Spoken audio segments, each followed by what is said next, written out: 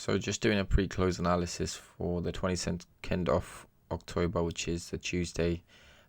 Going into this week, Monday, we had this bearish engulfing candle, which took out Friday's high, and then followed up with this bearish engulfing candle, which has room to go up to the sell side or down to that sell side liquidity.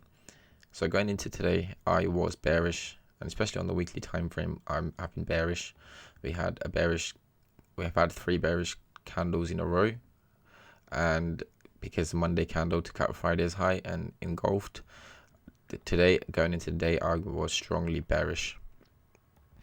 The only thing that was kind of throwing me off slightly was the fact that we came and took out previous week's low during yesterday close, and we have essentially a range from 1, 2, 3, 4. There's this range that has formed. So for me, it's like, oh, maybe we'll find support here, maybe go up to this range high. But given the way price engulfed yesterday after taking out Friday's high, I was not expecting price to go back up to the highs. In fact, I was so aggressive that I couldn't even wait until a 50% retracement into this range before taking a short, which is annoying because I got stopped out and then price moved in my direction. So yeah, let's just see how market opened up during London session. So yeah, London 7 a.m. candle UK time, which is 2 a.m. candle New York time, printed like this with this bearish engulfing candle, bullish engulfing candle that took out lows of this bearish candle, trapping sellers, and then took out the highs, trapping buyers. And after seeing this, I took a short, especially because price had come into the 50% of the first fair value gap on the 60-minute, which is not the strongest point of interest, given we had the 50% off 240 fair value gap. We had another fair value gap right there as well, and also we had this daily order block, and we had also this breaker right there, right on the 240, which is this breaker in discount of this range, which made it a much more higher probability. And normally I do want to see price sharply move into a point of interest if I am aiming for a low. So if I'm aiming for this previous week's low, I do want to see price move up sharply into a higher time frame point of interest. And for me, it was this candle earlier on today, which I think it was slightly early. And then after that, we get this candle, which was the candle that made the high of the day.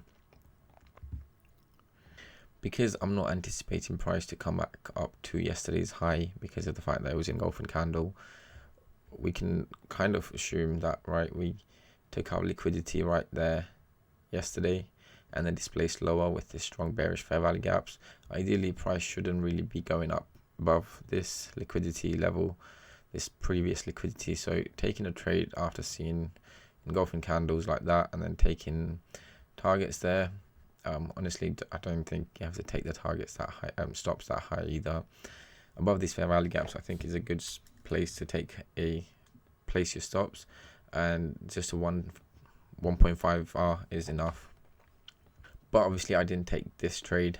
I took this loss, and I didn't take this because I had already taken another trade on Aussie dollar, which is annoying. And then price put in this candle, which wasn't a bearish engulfing candle, which I was hoping it would be, and then we come down. Then we get a market structure shift. This is something close below this breaker.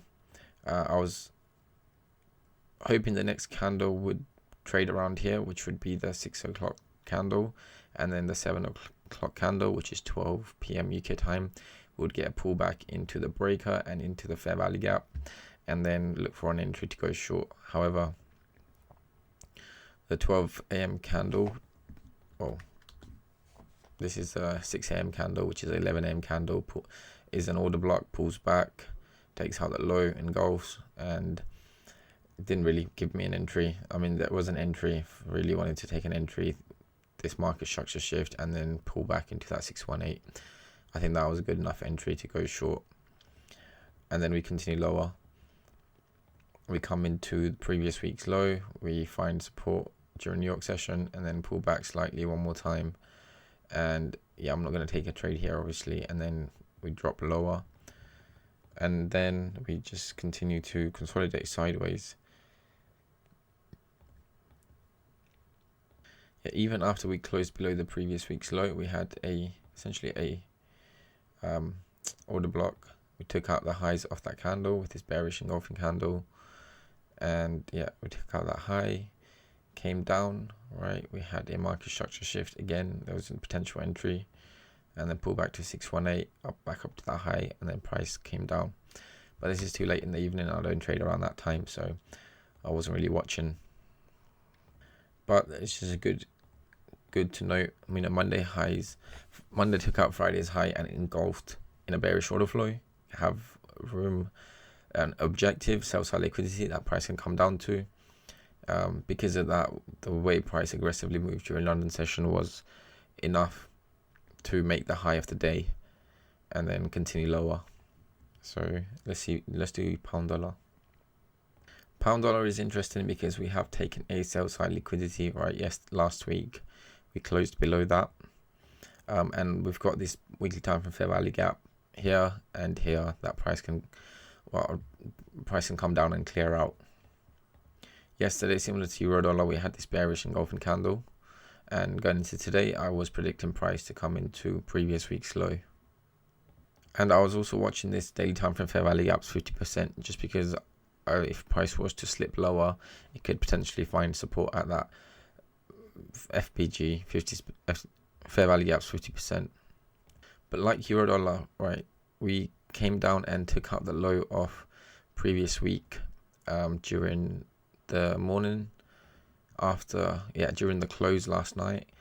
And similar to euro dollar, we started to make this sharp bullish candle deep in discount. Unlike euro dollar, this one was actually in discount, especially after we formed this pin bar, take out trap sellers with the low of this candle, and then trap buyers from all those sellers down there into buy this candle. And this was the entry candle for me that I took on euro dollar, but it was a better entry on pound dollar because at least this one was in a range, had come into was in discount, had come into 50% off this fair value gap on the 60-minute time frame, and also into the 240 fair value gap. So loads more confluences adding up into this play in comparison to euro dollar, which makes this a better entry.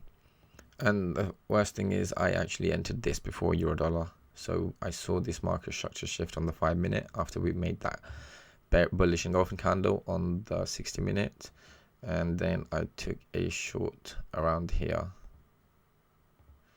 As this candle was printing, I took a short somewhere around here, stops about these highs. I would have happily taken that Asian low, but because price started to consolidate, I exited the trade, and euro dollar started to move up. I exited this trade and entered the euro dollar straight away, and then euro dollar hit stops. So annoying, but it's what it is. Then we had this inside bar candle after that, which failed to push higher above this candle. Again, another sign that we're holding this, right? So this is even better sign that we don't want to continue higher up for me. Then we put this bearish engulfing candle, which closes below this candle, forming a breaker. And similar to euro dollar, I was hoping maybe the next candle would be a small candle, and then we would pull back into this breaker and then continue lower. But price had different plans. It continued lower into low, closed below this low. Then this was the order block that price formed, right? And then we tapped into that high afterwards during 8 o'clock. So yeah, that is interesting to me because I don't know how to trade this bit here, because ideally I would have wanted price to come into this breaker and with this fair value gap, but because we had two fair value gaps and price had closed below this swing low, essentially a market structure shift, I guess maybe price isn't going to come back into this second fair value gap.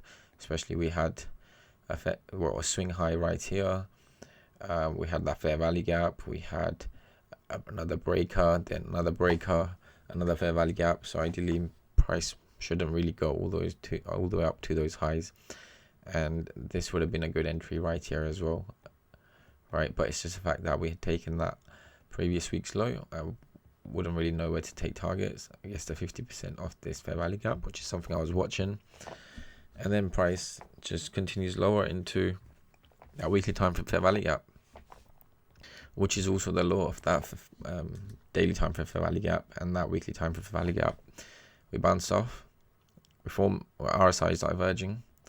We also invert this bearish fair value gap. The way it's come down is a good indication, right? This sharp move down into that fair value gap just means it's going to bounce quicker. And on the lower time frame, there was entry with a channel, which I wasn't really watching at this point because I already taken a few losses,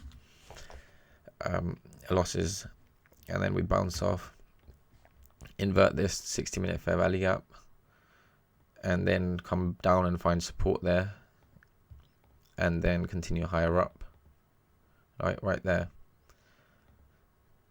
and then continue higher up. So yeah, ideally I wouldn't have wanted to go short here because we came into that weekly time for fair value gaps low, daily time for fair value gaps low, below a sell side liquidity, and found resistance support.